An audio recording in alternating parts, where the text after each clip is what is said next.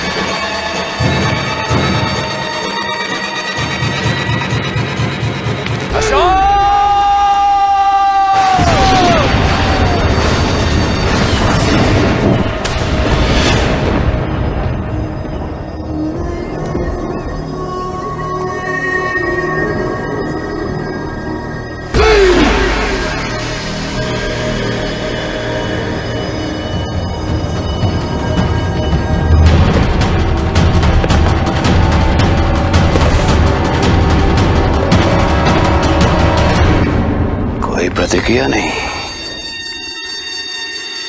क्या हो गया इसे?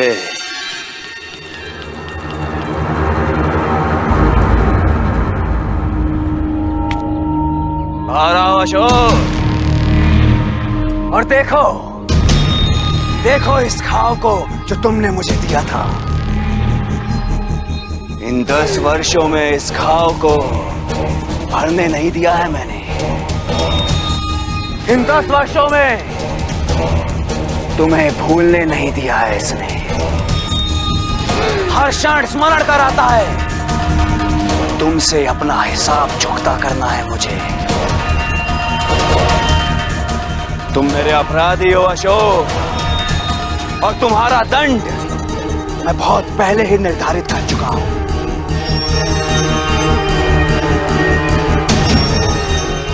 मृत्यु दंड।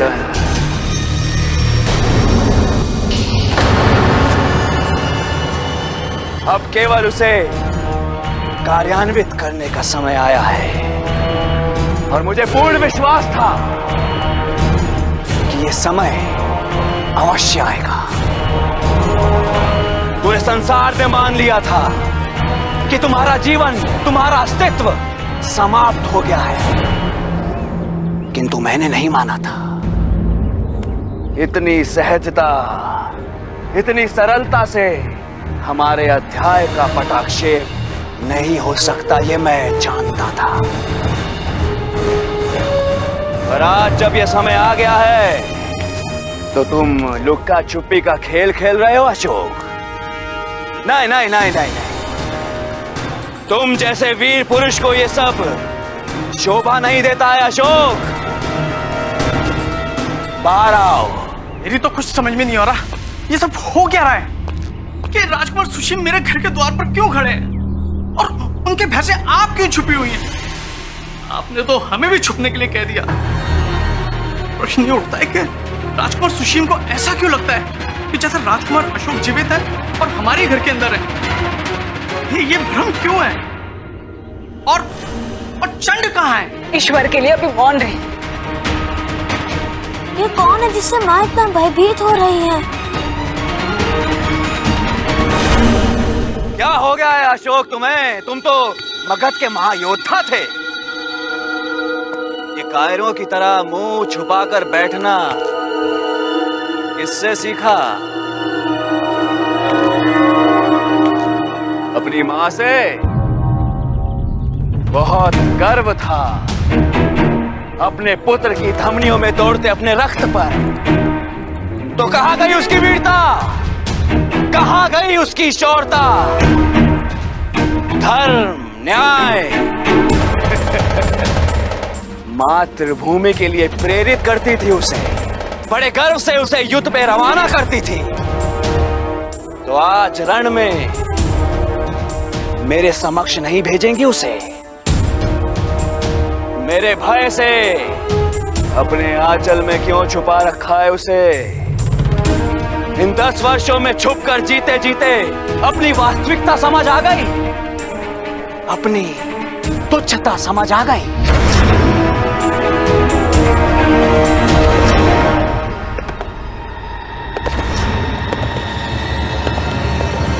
अब मेरा धैर्य समाप्त हो रहा है और प्रतीक्षा नहीं कर सकता मैं। यदि तू मेरे समक्ष नहीं आता तो मैं आता हूं तेरे सामने। धनीराम जी, राजकुमार की जय हो। राजकुमार की जय। आप इस निर्धन की कुटिया में आने का कष्ट क्यों करेंगे राजकुमार? तेरा घर है? जी राजकुमार, पर आपके लिए तो ये कुटिया ही है। अर्थात तूने अशोक को शरण दी, उसे आश्रय तूने दिया? नहीं राजकुमार, मैंने तो चंड और उसकी माँ को। हाँ, चंड, इसी नाम से तो छुपकर जीवन व्यतीत करने पर विवश है वो। और उसकी माँ, उसने अपना नाम क्या बताया? शुभद्रंगी या कुछ और? नाम और पहचान परिवर्तित करके रहने की कला में पारंगत है वो। छल और विश्वासघात उनके रक्त में कूट कूट कर भरा है। हे ईश्वर, अब आप इस दुष्ट से, इस संकट से हमें बचा सकते हैं। और तुम्हें स्मरण है मैंने? हाँ, स्मरण है कि जब आप हमारे साथ ना हो तो मैं इस घर का रक्षक हूँ। माँ और मातृभूमि की रक्षा करना मेरा दायित्व है। बस, अब बहुत हो गया, अति हो गई। अब मैं इसे नहीं छोड़ूंगा। बेट, नहीं बेट, एक शब्द नहीं, अब कहीं मिल जाएगी। परंतु माँ, वो आपको और भैया को नहीं, वो चाहे कुछ भी कहे, कुछ भी करे, आप बाहर ले जाएंगे। आपको आपके भैया की सौगात, जो भी होगा अब वो ईश्वर की इच्छा।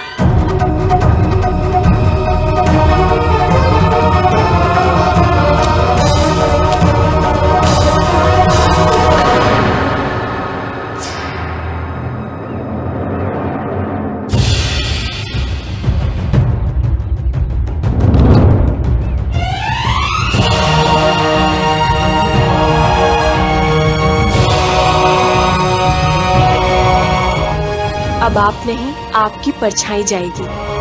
आज्ञा दीजिए।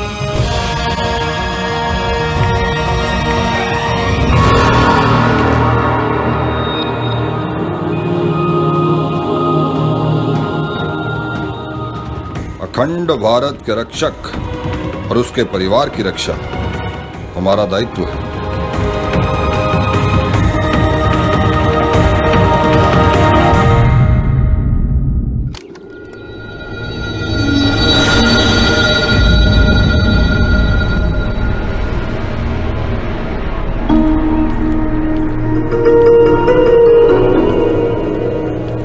अंततः कोई तो आया।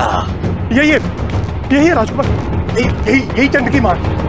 जी राजकुमार, यही है।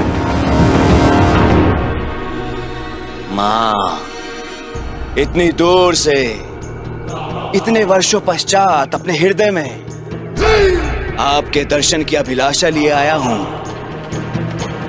अपना मुख नहीं दिखाएंगी? आशीर्वाद नहीं देंगी मां अपने इस पुत्र को?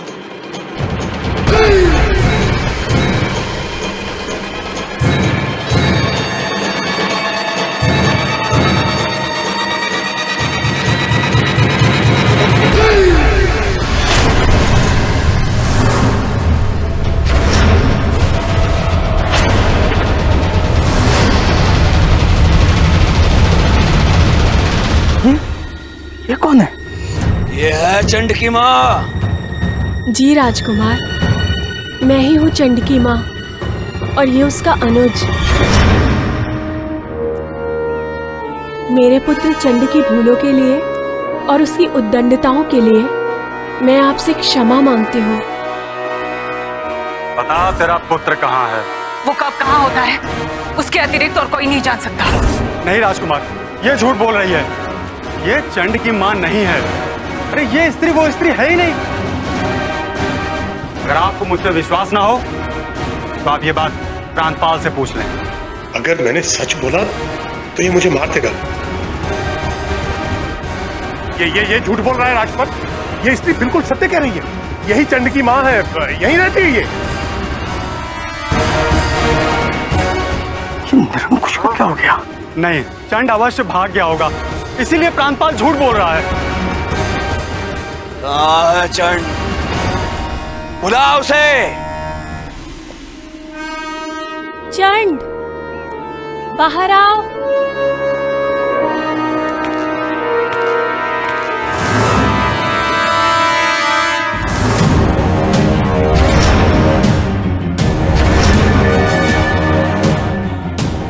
ये है अशोक।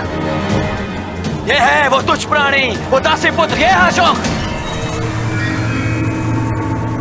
जो अपने मां के प्रति अपमानित शब्द सुनकर विचलित नहीं हुआ, जिसका रक्त अभी तक नहीं खोला। वो चंड हो सकता है किंतु अशोक नहीं, कदापि नहीं।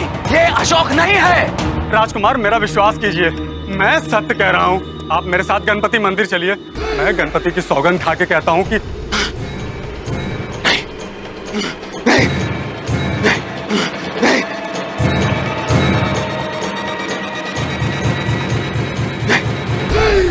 बंदी बना लो उसे, बंदी बना लो उसे। राजकुमार, मेरा विश्वास करें राजकुमार। राजकुमार, मैं सत्य कह रहा हूँ राजकुमार, मुझे विश्वास कीजिए राजकुमार, मैं सत्य कह रहा हूँ।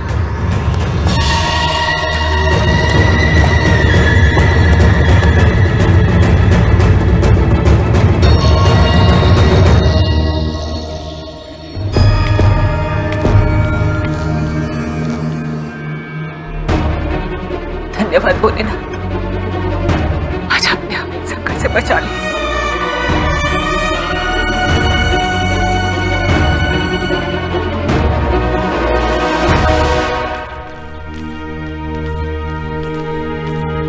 क्यों बेला?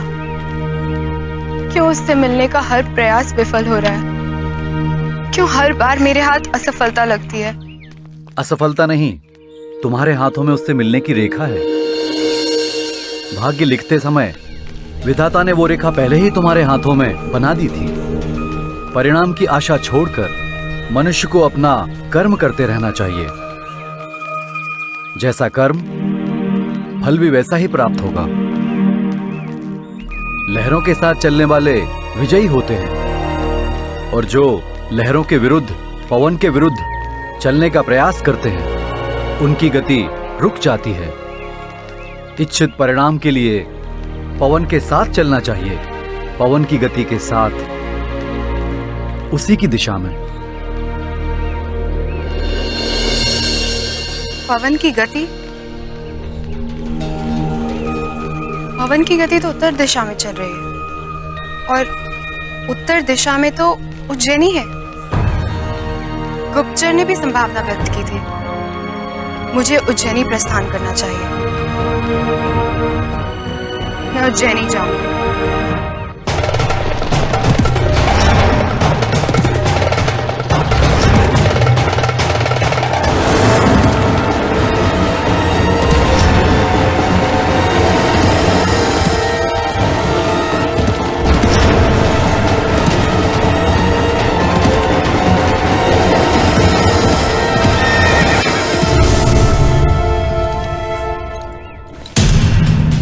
क्या हुआ मित्र?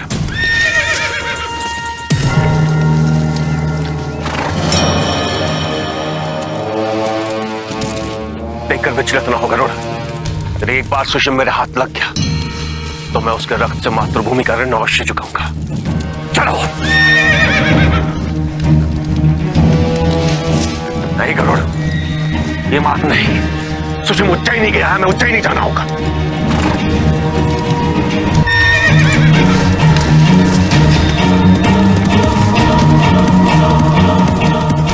अरे कोई तो बताए यहाँ क्या हो रहा है? अरे तुम सब कौन हो? अब मेरे ही घर में छिपकर ये नाटक नौटंकी क्यों कर रहे हो? फिर मां से कहूं कि एक बार मुझे जाने दे वहां पे, फिर मैं बताता हूं कि मुझे वहां जाके क्या प्राप्त होगा।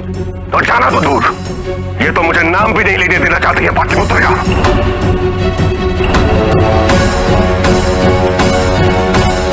मुझे तो पहले से पता था कि कुछ तो गड़बड़ है। मैंने आप दोनों को उस रात भी यहाँ आते देखा था जब चंड यहाँ नहीं था। राजकुमार सुशीम और निरंकुश को लगता है कि चंड ही अशोक है। राजकुमार सुशीम के समक्ष आपका झूठ में सबका साथ देने का कारण तो मुझे ज्ञात नहीं। आश्चर्य तो मुझे निरंकुश को लेकर है। सत्य जानते हुए भी उसने झूठ क्यों बोला? इसका अर्थ है वो चुप नहीं बैठेगा। अवश्य उसके मन में कोई योजना है। इसीलिए मैं जानना चाहता हूं कि सत्य क्या है। क्या है सत्य? क्या वास्तव में चंड ही राजकुमार अशोक है?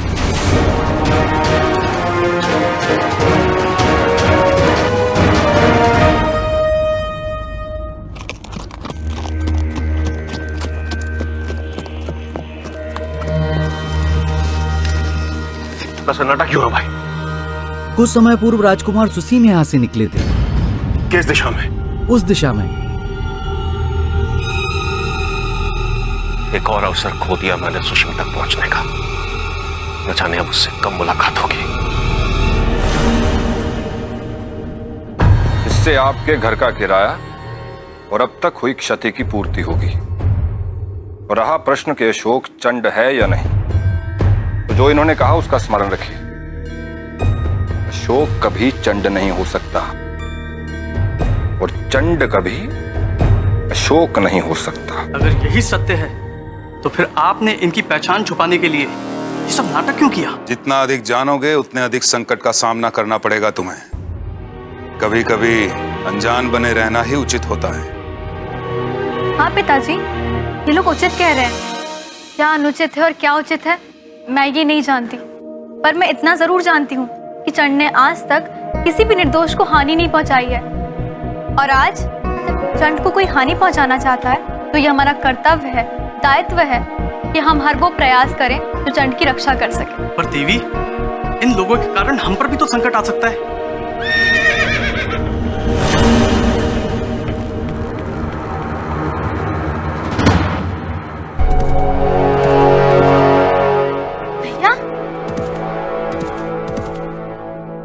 भैया आ गए। माँ,